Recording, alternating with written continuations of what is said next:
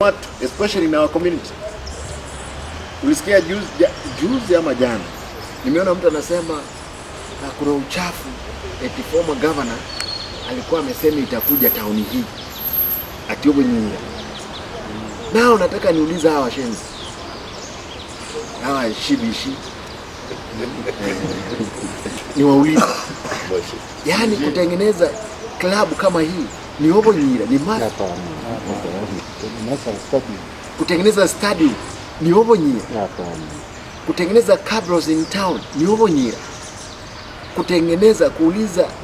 Nao nimeona daraja mbili at 1 billion imekuwa advertised this week ambayo imepita, ni Obonyi.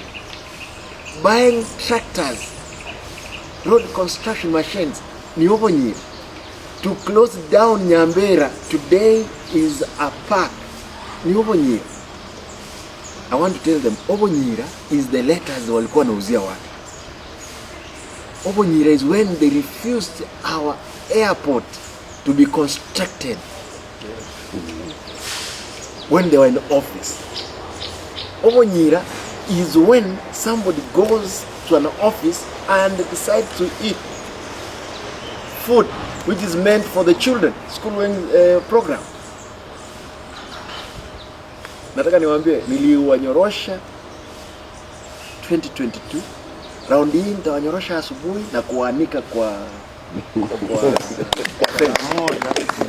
and I want to assure them, all of them, muosho moja, I'll do that.